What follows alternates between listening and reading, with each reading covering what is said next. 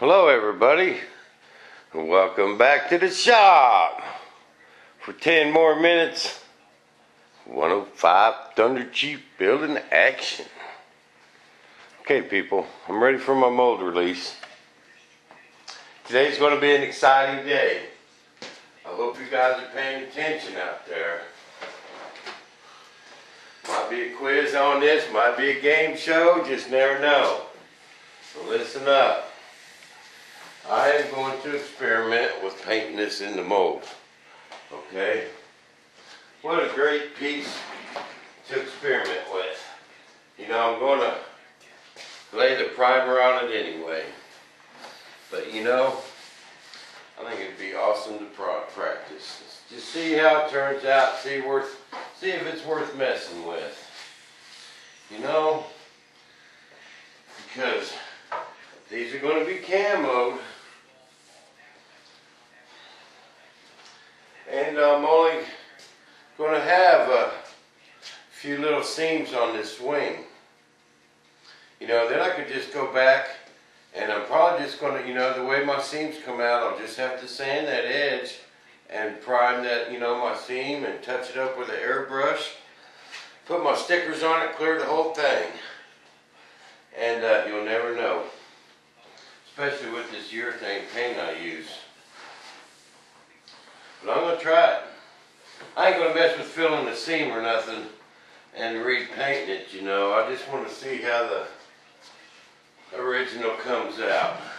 I just got to go buy some tan. I have some white for the bottom.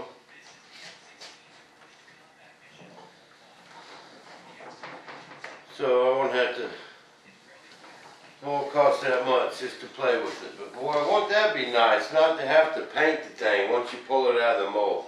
You know, no sanding, no filling, no priming. Why don't they do a mold like this? You know? But basically what we got to do, we got to treat this just like a paint job, even if we're not painting it, okay? I got my molds all waxed. Got them slick, got 3 coats on both of them. Taped off my edges. Now I'm getting ready to spray my part off. But this is the first layer, okay? This is what your finish is going to look like. If you got clumps and dust in there, you'll see them through the paint, you know, or even the primer. You know, it'll come out rough. And this is what your finished product is going to look, the finish is. So this coat, this part all needs to go on there nice.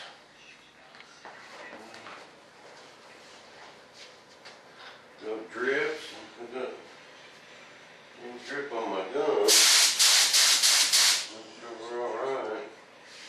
Don't want no drips. Remember, super light coat.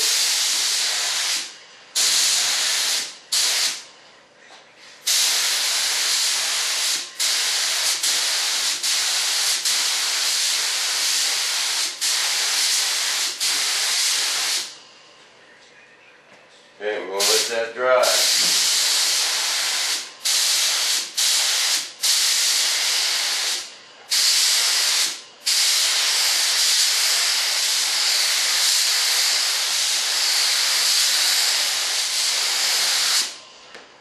And I put this tape around the edges after I waxed it. Yeah, after I waxed that edge, I put that tape on there.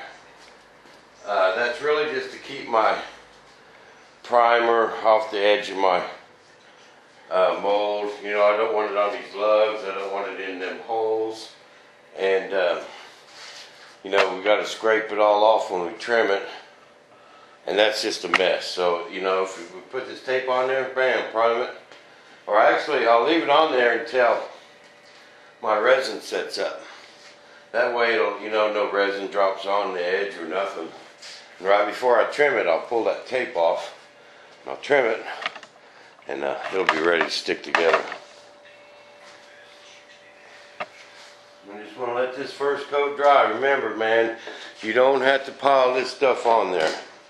It don't take very much at all. You'll think, man, there ain't enough on there. But there is. It don't take much. That gallon jug lasts me a long time. You know.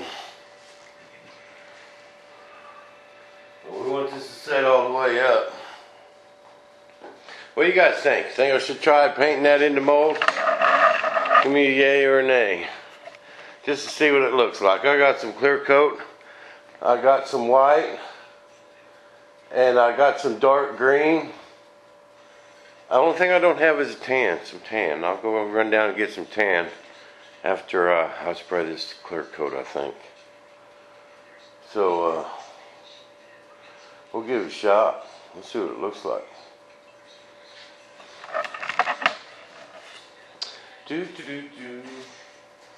And notice I didn't even open my garage door yet. You know, this stuff, it's not, you know, as bad as paint or nothing. Plus I put it on so thin. There's not a lot of fumes in the air. But after I get it, and I don't want no wind blowing dirt in here. You know, no extra bugs. So let's just let this set up and then I'll open some doors when I'm done. But your last coat of this, see, this is the first coat. And then we're going to spray another coat on there. And all this stuff blends together, man. As soon as it gets wet again, it all blends together and it just flattens out. Okay? So this will be my mold. And then we got our layer of Pardal. You know, that's super thin. Sometimes when you're done, you know, you can pull your part out. That stuff sticks to your part. You can pull it off and it looks like super thin saran wrap. Because it all just melts together and flows out. But you see, we got our mold, we got our layer of Pardal, and then we'll spray our clear coat. So our clear coat is going to be next to the Pardal.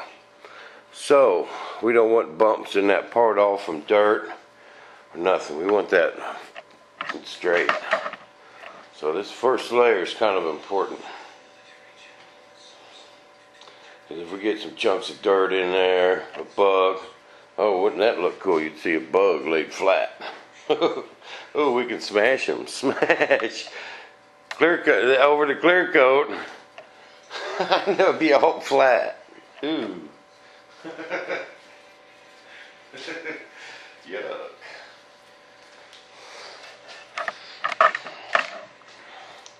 Do. I don't want to rush this stuff. I want this stuff to dry super fast. If we spray another coat on there when that's wet, it'll all clump up and boom, you'll see these big old fish eyes pop in there. Because all that wax. You know what happens when you put some paint on wax, man, it just wants to fish eye. Bad. So that's why we got to keep this so thin. You know, I've had it, you know, a long time ago I used to really pile this stuff on there. I think, man, it just ain't enough. And, you know, even when you get 3 or 4 coats on it like this, and you think you need a real heavy one, and then bam, it all melts and it's fish eye. So then, you know, like Tom Cook, he says, you don't even use Pardal.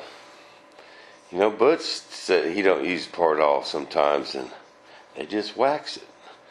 And man, I don't know. I'm just kidding.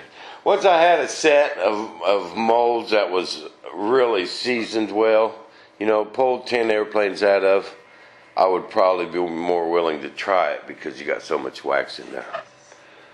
But we're about out of time, people. I'm gonna let this set up a couple minutes. I'm gonna spray another coat on it. Then we're going to come back, we're going to paint this thing this afternoon, get a wing laid up. So, let me know what you think of my painting idea. Or should I just prime it and go like a freight train running down a hill? No, we ain't that big a hurry. We got a day to kill. Won't even take that long. But, I'll be back with more Bob TV right after these commercial messages. This episode of Bob TV was broadcasted in Philovision. This is a drama-free zone.